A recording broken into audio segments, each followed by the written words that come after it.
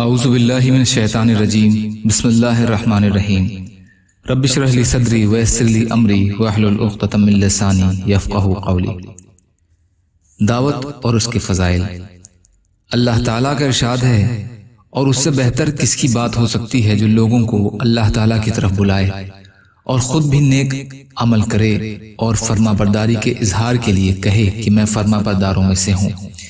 نیکی اور برائی برابر نہیں ہوتی، بلکہ ہر ایک کا اثر جدا جدا ہے۔ تو آپ کے ماننے والے برائی کا جواب بھلائی سے دیں، مثلا غصے کا جواب میں بردباری، سختی کے جواب میں نرمی۔ چنانچہ اس بہترین برتاؤ کا اثر یہ ہوگا کہ جس شخص کو آپ سے دشمنی تھی وہ ایک دم ایسا ہو جائے گا جیسا کوئی ہمدرد دوست ہوتا ہے، اور یہ بات برداشت کرنے والوں کو ہی نصیب ہوتی ہے، اور یہ بات بڑی قسمت والے ہی کو ملتی ہے۔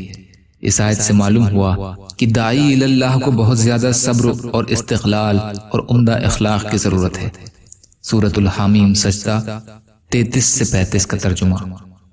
اللہ تعالیٰ کا ارشاد ہے، ایمان والوں، تم اپنے آپ کو اور اپنے گھر والوں کو اس آگ سے بچاؤ جس کا ایندھن آدمی اور پتھر ہے۔ اس آگ پر ایسے سخت دل اور زوراور فرشتے مقرر ہیں کہ ان کو جو حکم بھی اللہ تعالیٰ دیتے ہیں وہ اس کی نافرمانی نہیں کرتے، اور وہ وہی کرتے ہیں جس کا ان کو حکم دیا جاتا ہے۔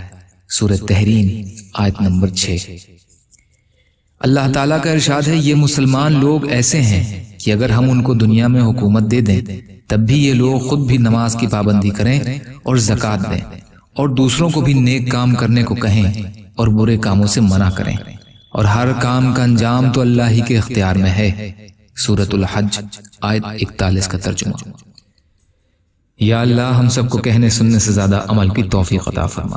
یا اللہ جو مظلوم ہیں، پریشان حال ہیں، بیمار ہیں، قرض میں ہیں، بے روزگار ہیں، محتاج ہیں، ان کی مدد فرما۔ یا اللہ ہم سب کو اپنی حیثیت کے حساب سے اپنا حق ادا کرنے والا بنا، دنیا اور آخرت کی تمام خوشیاں نصیب فرما برحمتک یا ارحم الراحمین۔ لا الہ الا اللہ محمد رسول اللہ۔ السلام علیکم۔